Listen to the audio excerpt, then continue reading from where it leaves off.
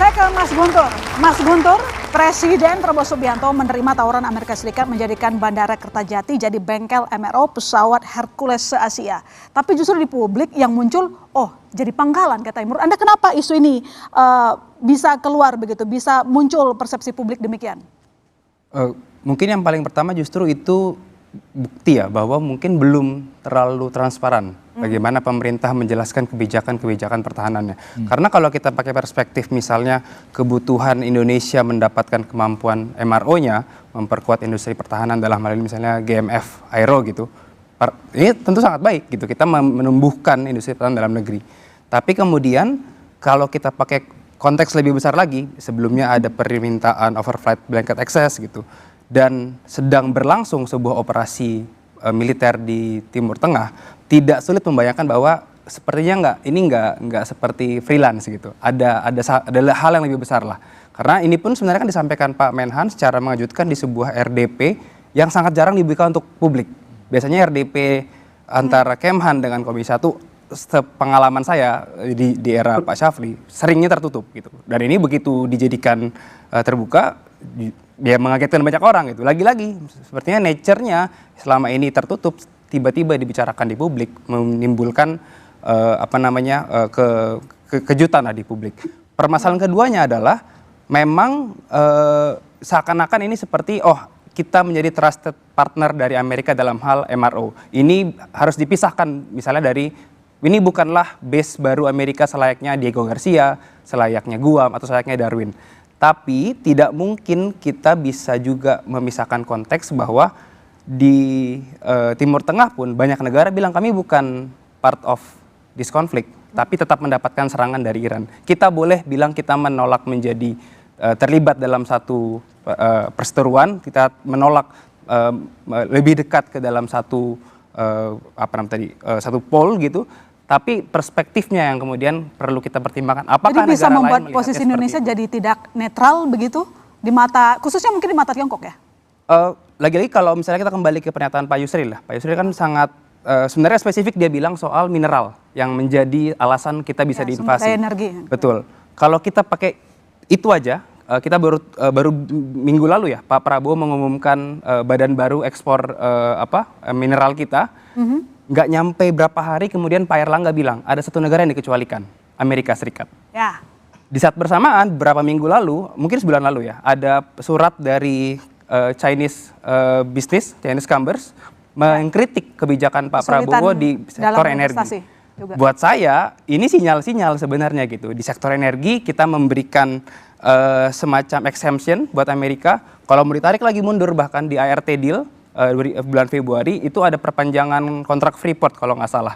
Jadi kalau melihat rentetan kejadian ini seperti tidak aneh gitu membayangkan kita nih seperti tertarik ke satu sisi. Cuman lagi-lagi kita harus menunggu bahwa kita tidak mungkin melihat semuanya face value kan. Mungkin saja there's something happening behind semua ini. Tapi kalau itu tidak disampaikan baik ke publik maupun ke pihak eksternal, yang muncul adalah anggapan tadi kita menjadi semacam base operation, kita mendekat ke Amerika dan sebagainya. Oke, Pak Mahfuz, apakah dengan adanya isu Kertajati ini justru memberikan sinyal lagi kepada Beijing bahwa kita ini sudah semakin dekat terhadap Amerika? Membacanya adalah bahwa Amerika punya banyak daftar keinginan terhadap Indonesia. Benar. Kalau kita lihat misalnya kan di dalam peningkatan kerjasama di sektor pertahanan, Indonesia sudah berkomitmen untuk membeli sejumlah alutsista dari Amerika. Salah satunya adalah pesawat angkut Hercules C-130. Biasanya memang dalam satu transaksi pembelian alutsista, bisa jadi kalau volumenya itu cukup banyak, maka ada semacam kontrak tambahan untuk apakah dia transfer of technology, atau kemudian ada kerjasama harwat, pemeliharaan dan perawatan begitu ya. Itu dimungkinkan ketika pembelian satu alutsista itu secara volume memang besar. Nah, tetapi ketika ada penawaran dari pihak Amerika menjadikan Bandara Kertajati sebagai bengkel untuk perawatan kapal angkut perang Hercules ya. Saya kira ini di luar skema dari kontrak pembelian alutsista itu. Jadi saya membacanya bahwa Amerika dalam rangka untuk memperkuat kebutuhan terhadap kontrol kawasan yang lebih luas ini, maka Indonesia sudah menjadi target untuk penguatan itu. Dan saya kira memang ini tidak menutup kemungkinan muncul tafsir, ya, muncul persepsi bahwa ke depan, ya, kalau ini disepakati atau disetujui, ke depan sangat mungkin Amerika akan meminta lagi tambahan tuntutan barunya, ini dijadikan sebagai pangkalan baru mereka, gitu ya. Jadi saya kira memang harus hati-hati dalam menyikapi isu ini. Oke, Bu Amel, waktu rapat dengan pendapat dengan Menteri Pertahanan, apakah keputusan terkait dengan Kertajati ini murni bisnis saja, atau sebenarnya dari Komisi 1 pun Anda membaca adanya kekhawatiran bahwa kita tidak dianggap netral lagi? Jadi begini Mbak ya, isu Kertajati ini perlu dilihat secara hati-hati dan proporsional. Kalau konteksnya adalah pusat maintenance atau bengkel pesawat C-130, maka menurut hemat saya ini lebih tepat dibaca dari perspektif industri aviasi dan kerjasama pertahanan ya. Jadi bukan langsung diasumsikan sebagai pembukaan pangkalan militer asing. Dan saat ini memang Indonesia membutuhkan fasilitas maintenance, repair, and overhaul atau MRO untuk pesawat angkut militer seperti C-130 agar tidak sepenuhnya bergantung pada fasilitas luar negeri. Dan kalau ini dikelola dengan baik, ini juga bisa memperkuat kemandirian teknis ya, kemudian juga efisiensi logistik serta kesiapan operasional TNI sekaligus membuka potensi ekonomi industri di antara kita.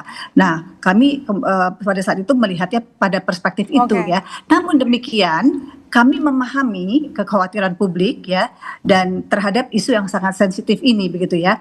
Dan secara konstitusional dan politik kita kan Indonesia menganut prinsip non alignment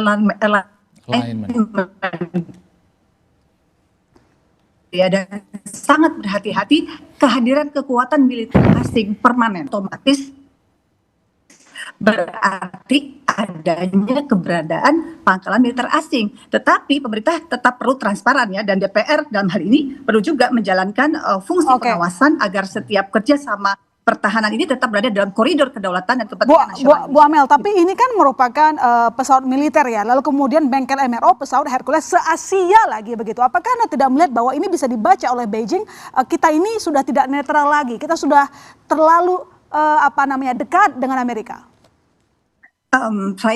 Jadi saya membacanya pada perspektif sebagaimana yang saya sampaikan tadi ya Mbak ya, memang kita perlu berhati-hati juga begitu. Jadi isu Kertajati ini jangan sampai juga menjadi di luar konteks yang sesungguhnya ditujukan untuk kerjasama militer saja begitu Mbak. Baik, Mbak Cempaka dan Pak Budi nanti akan memberikan perspektifnya, namun nanti usai jeda tetap bersama kami saudara di Bola Liar.